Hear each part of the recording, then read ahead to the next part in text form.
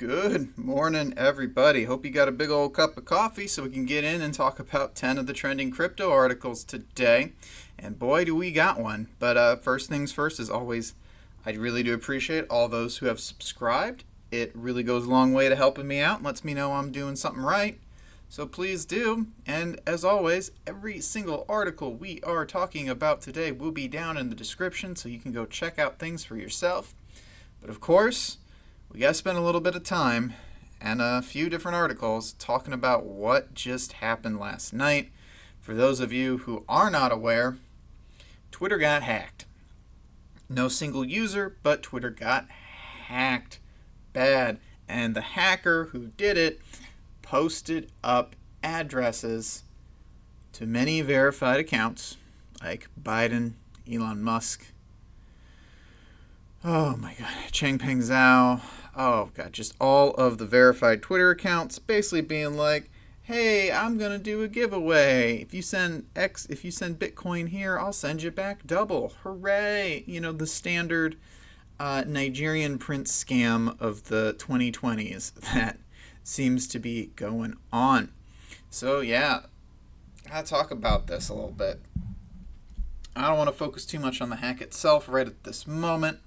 You're going to be getting a news blast out of all of that, but I do want to dig into some of the details. So these Twitter hacker or hackers, we're not sure at this time, who compromised more than a dozen celebrity accounts, appear to be consolidating their funds to an address that had earlier sent money to BitPay and Coinbase. According to the research firm Whitestream, a blockchain analytics company, 3 transactions originating from the A1A5 address laid to wallets associated with Coinbase and BitPay, both of which provide merchant solutions and know your customer stuff. If you guys have used Coinbase, they've got some pretty stringent KYC controls. So the legacy address that was first the legacy address was the first to be offered to the hackers, which later switched to a BEC32 address when targeting non-crypto accounts. However, the original address is now the consolidation point for all of the proceeds gained through the attack. It received 14.75 Bitcoin, worth about $135,000. 3 transactions are believed to be leading to Coinbase and BitPay. The first involves a transfer of 1.2 back in May of 2020, worth about $11K at the time. The latter 2 were sent 2 days before that attack and for much smaller amounts. So, basically, what they're saying is there's a chance we're going to be able to identify this person who did this. Pretty interesting because of the fact that blockchain is open access and because they're sending money to merchants that provide KYC controls, we might catch them. Now, I'm going to get into, I've got a bunch of news articles talking about the attack today. It is insane to me how this broke down. I was watching another YouTuber talk about it when I got up this morning, and I had an ad, and the ad was a scam. The ad in the middle of this person's video was a scam, so obviously this is still going on. People are doing it because it works for relatively little time and effort. You get maybe 0.1% of people who see it go, you know, it might be a scam, but I'm gonna send it like $5. I'm gonna send the address $5. If I get $10 back, well then I'll go on a different account in a different wallet and I'll send them $40 and see if they send that money back. So these attacks are not designed to get people to be sending 1 to 10 Bitcoin for the most part. It's designed to get people to do things like I just said, and they build up their funds by having hundreds of thousands of people doing it. And this attack, like Elon Musk, Bill Gates, between the two of them, I think they have almost 100 million followers on Twitter. Yeah, some of them probably overlap, but that type of reach is insane, and if you can just get 0.01% of people to send $5, you're doing pretty well, especially in some countries. So, yeah, it is pretty interesting. I do want to see where this goes. It's also going to be nice that they are using this BEC32 address. I believe it's Sedgwick adjacent or used by the Sedgwick network, so it also reduces the user base. So hopefully they can do some tracking on this. There's a lot of attention that's going to be placed on this. Like I said, we ain't talking about it in just one article. So Twitter, their statements, they're calling it a coordinated social engineering attack. So big name celebrities, Joe Biden, Barack Obama, Kanye West, Elon Musk, Bill Gates, a bunch of others starting at 1900 UTC. Their accounts were compromised. Twitter said in a series of tweets that the hackers targeted some of its employees who had access to internet tools, which they used to take control of many highly visible, including verified accounts, and Twitter on their behalf.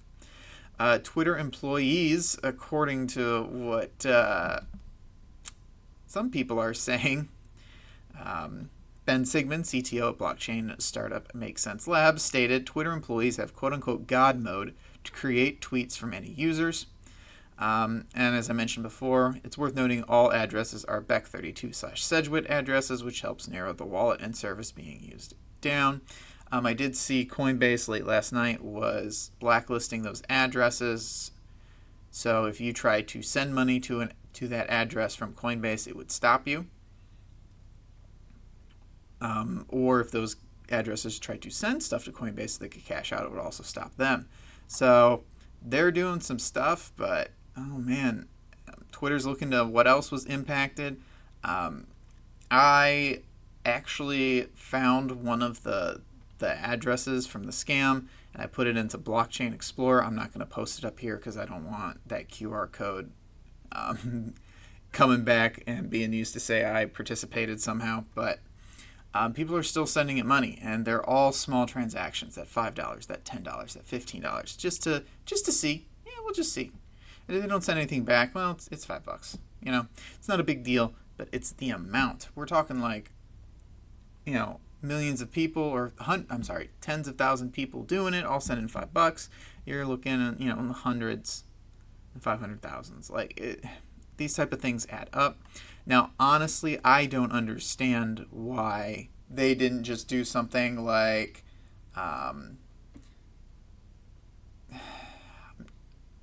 publish any other type of news, something about one of them getting into Bitcoin. Like if Bill Gates had said, "Ooh, I just bought, X amount of Bitcoin, yay," they could have pushed the market up.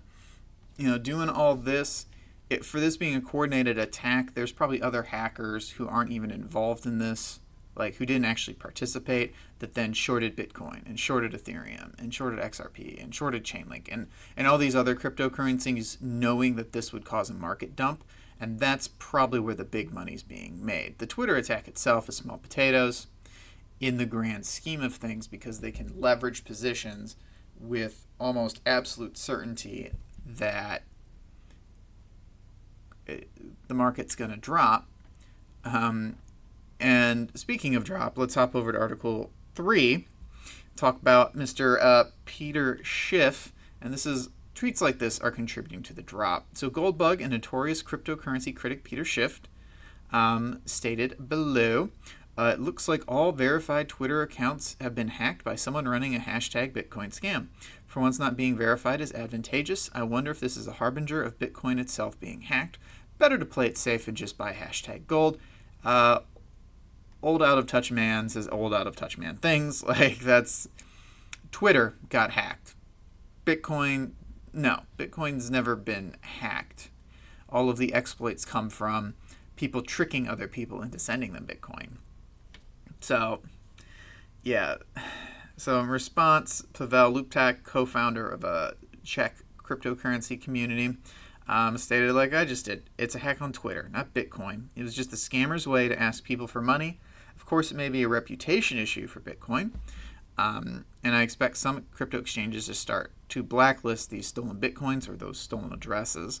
But it is primarily a big reputation issue for Twitter that is not being able to protect their user accounts. The scammer's decision to use Bitcoin was probably motivated by authorities' inability to censor and reverse transactions, which, as we all know, it's actually a feature of Bitcoin that a lot of us consider to be a foundation of its value.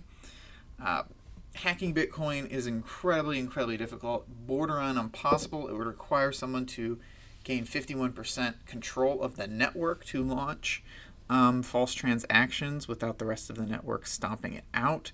So it's really hard based on the technology we have today. And in fact, since it was launched in 2009, no coin stolen on the network was through a hack. They're all social engineering scams, and I cannot trumpet that from the mountain enough for all you guys. Don't send money to addresses. You don't get things for free. No one does. Alrighty. Jumping over to article number 4. Again, Twitter.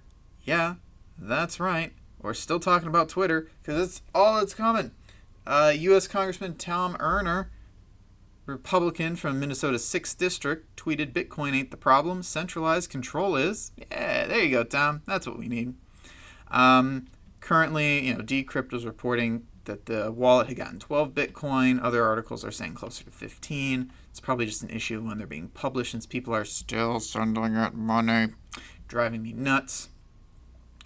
But, yeah, according to Emmer's tweet, it could be seen as pointing a finger of blame at Twitter's own centralized controls where a single point of failure can compromise the entire system.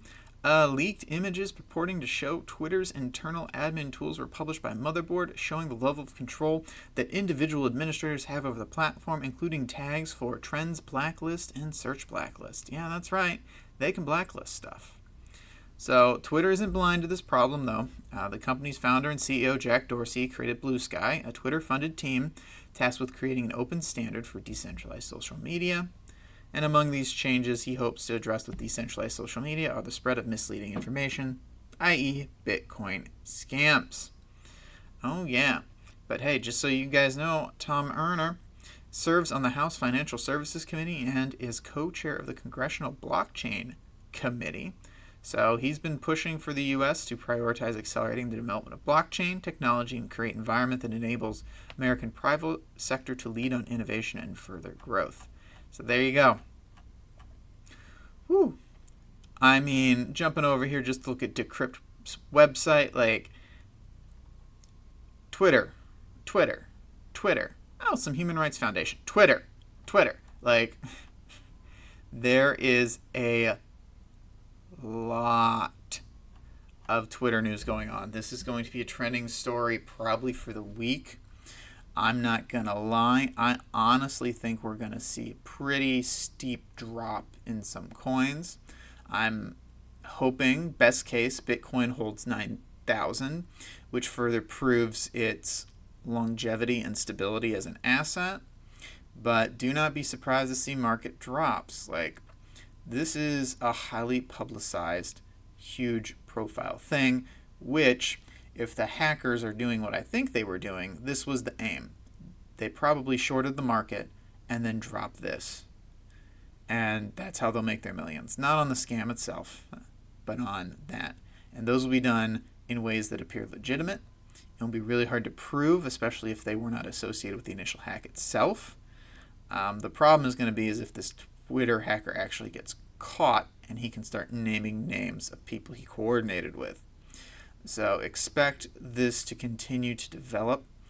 I'm sorry if I kind of bombarded you with just a lot of Twitter news, but it is everywhere and it's trending so badly that I can't ignore it.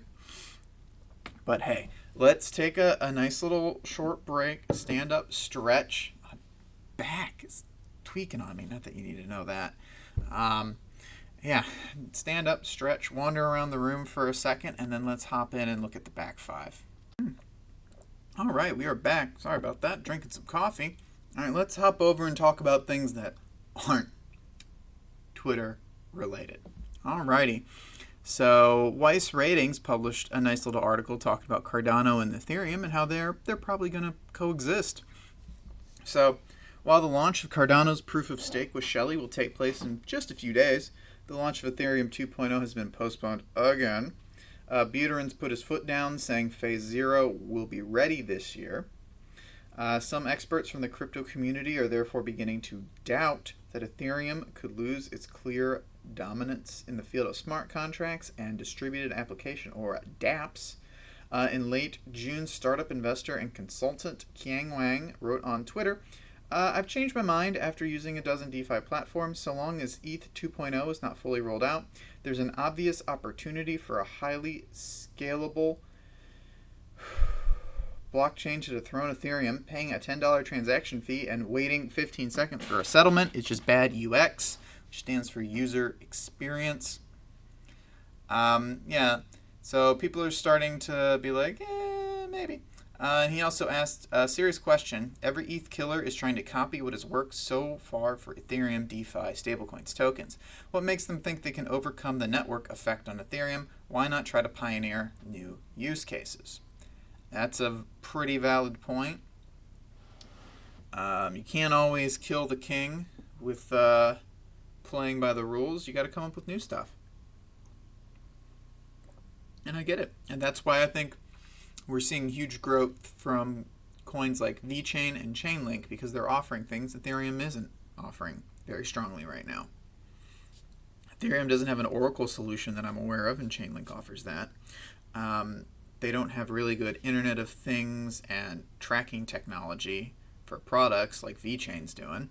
Those are just a couple examples. They're not trying to dethrone Ethereum, but they're doing things outside of it using these smart contracts, but applying them in different ways and prioritizing different reward use cases. So, interesting. But let's talk about Ethereum versus Cardano, which is the article. So, according to Weiss crypto ratings expert Juan Villaverde, Cardano could become Ethereum's biggest challenger. He was asked about it, whether or not Cardano will be a great playmaker in the future, and he's like, well, they're already a major player. They've done work that most other crypto companies, and that includes even Bitcoin, they've done more work. They formalized a lot of science that's behind crypto and blockchain. They're the first ones who, before doing proof of stake, they actually did some research to prove whether or not proof of stake actually makes sense. I don't think Ethereum's going away. I don't think Cardano's going away. Is it going to be as big? Is it going to have a thriving ecosystem with tens of thousands, even millions of people buying stuff on it, using it every day? Remains to be seen. I personally think absolutely yes. But I do believe, we will have this coexistence. Everyone who's like, one coin to rule them all. I mean, that's some Lord of the Rings crap right there. That's all I'm saying about that. Different coins, different use cases, atomic swapping to swap between them. The world is changing, and to be able to buy something with just Ethereum is not going to be the case. You're going to have options. You're going to be at that merchant, and it's going to be like, I'll take it however you can give it to me. I'll take Bitcoin, Ethereum, Tron, Cardano, Bitcoin Cash if you're one of the 5 people who are still using it, Bitcoin Gold if you're the only person still using it. Like, these type of things will be happening for a very, very long time, especially as more and more integration happens. I'm waiting for the universal address, regardless of the protocol it's on, regardless of the coin. It's a QR code you could just post, and people can just send crypto to it, and it just smartly recognizes the crypto and directs it to the appropriate wallet in your multi-wallet tool set, like an Exodus wallet. One QR code that goes straight to the Exodus wallet. It supports hundreds of different coins, gets directed to the right sub-wallet, and bam, there you go. If someone isn't developing that and they're listening and they want to try, take that $1 million idea, just remember me kindly. That's all I got to say about that. Alrighty, jumping over Stellar Lumens. It'd been mooning recently, and I was wondering why. I think we know now. So via a press release, the Stellar Development Foundation announced the integration of Stellar into the Samsung blockchain keystone. This integration will allow end users of Stellar Lumens to store their private keys for XLM on certain Samsung devices. Nice. According to this announcement, developers of the Stellar ecosystem will be able to benefit from the integration. They'll be able to create blockchain applications and services for Samsung Galaxy smartphones. The applications and services will be able to use existing products based on Stellar. Pretty darn good. Yeah. So CEO and executive director of the SDF, Danelle Dixon, said the integration of Stellar into the blockchain keystone is an important step for the platform, Highlighting the features of the blockchain keystone, describe them as user-friendly. Dixon believes this will eventually allow for a higher level of adoption, stating, with this integration, we've opened up to a new network of users that can benefit from the combined innovation of Stellar and Samsung. It's just the beginning as we work together to empower more developers and users to leverage blockchain and the capabilities presented by this integration. Good for Stellar. It's not a project I've been following too closely. I talk about it on here from time to time. They are doing things. But this partnership with Samsung, which makes some pretty darn good Android phones, I'm not going to lie. I've never owned one, but I have used them in the past I had a work phone. It was an S9, I believe. It was pretty nice. So I'm okay with this. Just Stellar, though. I feel like they could be doing more than just Stellar. I don't know. Guys, let me know down in the comments if you think this is a good move, or if Samsung should work on expanding and not just have Stellar and have a couple other cryptos. I'm kind of lost on this one. Okay, let's jump over to, I believe, Article 8. But hey, Glassnode says Chainlink buyers are on a rampage, which I agree. So bulls on Chainlink are wiping out wave after wave of sell pressure as Link enters the top 10. Oh man, and the Insight report says exchanges have witnessed a significant surge in Link deposits over the last few weeks, suggesting that early investors were incentivized to unload their Chainlink holdings as the cryptocurrency soared in value. Oh yeah, Link exchange deposits reached an all-time high, and the considerable growth in addresses that hold non-zero Link balances supports the idea that market participants are incredibly, bullish on the crypto token. The metric posted a new all-time high this month, suggesting a rising number of Link holders. Yep. Oh man, investors who bought Link at the earliest listed price are now up over 5,000%. The decentralized Oracle network printed a fresh all-time high of $8.33 according to CoinMarketCap. Yep, Chainlink is on a rip-roaring tear, and we'll see. They keep knocking it out. Remains to be seen. All these analysts are coming. They're talking. I see $10 Chainlink. Easy this year. This Twitter thing, we'll see what the fallout does to hamper any of this momentum we were starting to build. But I see $10 Chainlink. I see $15 to $20 Chainlink. Easy in the next year or two based on this. Now, is that going to be a sustainable price? I don't know. I think $8 to $10 is probably a sustainable price level for it, but I do think we'll see a big spike before we see a drop. Just my opinion. Could be very wrong. I'm not a financial advisor, so do your own research, but my opinion.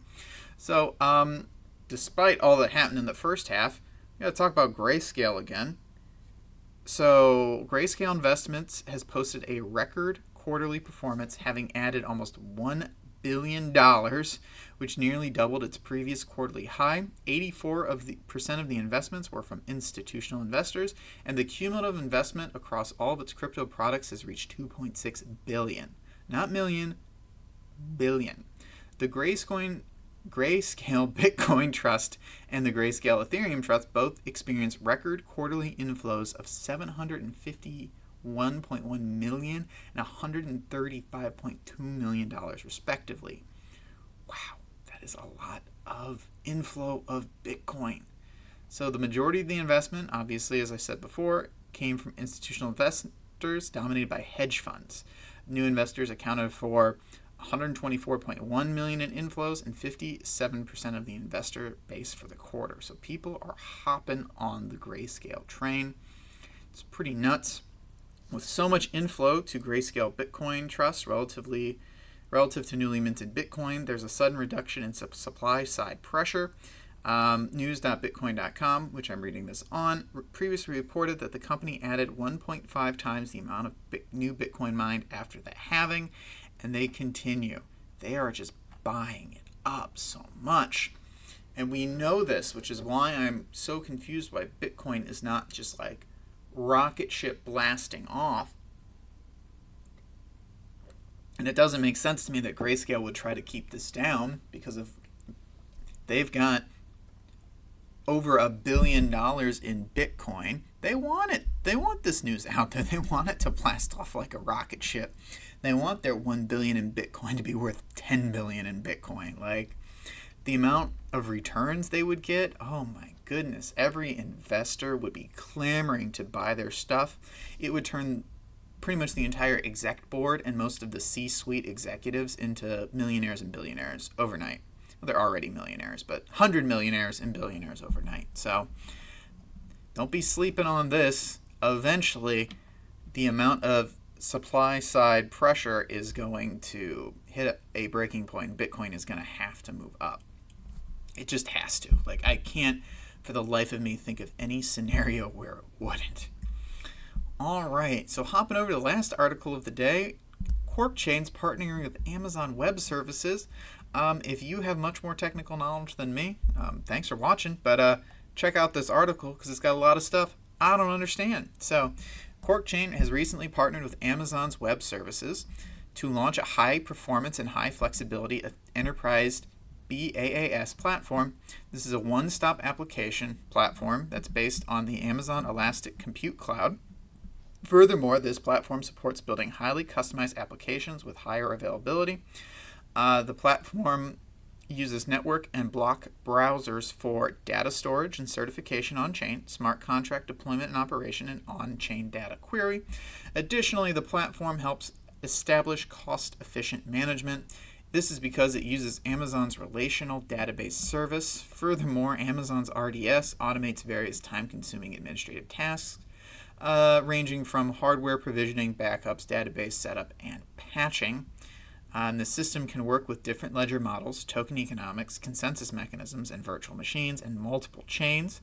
By utilizing a heterogeneous sharding blockchain system, the developer can provide a multi-level permission control. This is highly and very important when the application is a combination of consortium chain and public chain.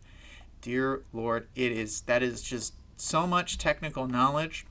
If anything, this article gives you an idea that Amazon ain't just delivering stuff. Their logistics side of things, their supply chain side of things, is where they've succeeded, and it looks like they're starting to license out their products. I mean, why not? They've probably made a few $1 billion off of it. Why not license it out to a few other businesses, and you can workshop it and make it better. You can keep all the beta patches that are really going crazy and doing well for yourselves, while you make this stable for other businesses so they can pull in a profit, and then let it trickle down to them as you continue to improve. And it's just how I'd do it if I was Jeff Bezos. So, yeah. Quark Chain's actually got a lot going on for it, not just Amazon. They actually partnered with the provincial government of China. So they're working with an ecological department under the government. Furthermore, they will build an environmental governance platform on blockchain. Consequently, the first EGBP, environmental governance public blockchain, will find its application for construction, resource management, and trading in a northwestern province in China. And it will use heterogeneous sharding technology, which seems to be Quark Chain's pretty good thing. Quark Chain represented the blockchain industry at the AWS Technology Summit. This year again, AWS has invited Quark Chain. It will use this opportunity to demonstrate this enterprise boss platform. And Quark Chain is also staking. So it's got a lot going on with it. This Amazon thing, as they continue to integrate, is huge both for Quark Chain and for Amazon. And the additional things they're doing with China, Quark Chain's something to watch. Don't sleep on it. If you've been thinking about expanding into a different coin, I would start doing some research into Quark Coin. Honestly would. Quark Chain coin. But hey, all right. So that was the 10 articles for the day. If you made it this far, thank you ever so much. I really do appreciate it. It's a very red day, as we've talked about. Due to this whole Twitter thing, Bitcoin is down 1%, Ethereum 2.8, XRP 3, Bitcoin Cash and Bitcoin SV down 2.73 and 4.45 respectively. Cardano dropped back down to the number 7 spot with a 6% drop. Chainlink also has a 6% drop. And then Litecoin and Binance Coin coming in with a 3.5% and a 5.5% drop, rounding out the top 10. Going down here, the first green non-stable coin I see is Stellar, up just under 1%, probably on that Samsung news, and it's probably would be up 5, 6, 7, 8% if not for the downturn in the market overall. UNAS SEDLEO is up 3%, and then from there on it is Red City all the way down to Hedge Trade sitting at number 31. Synthetics is up about 11%. Good for Synthetics. I wonder what they're doing other than just DeFi being DeFi. So that is all I got for you today. If you've made it this far, and you haven't subscribed yet, please do. If you have subscribed, thank you. I know I sound like a broken record when I say it, but I really do appreciate it. It lets me know that I'm doing something right, and I really do get a lot of enjoyment out of this. Personal life's kind of a mess right now, quite honestly. Wife's got a meeting in 30 minutes where I think we're going to find out she's lost her job. And yeah, so I really do appreciate you guys listening. You add a bright spot to my day, and I can't thank you enough for that. So stay strong out there, stay safe, and I'll talk to you all tomorrow. Thanks.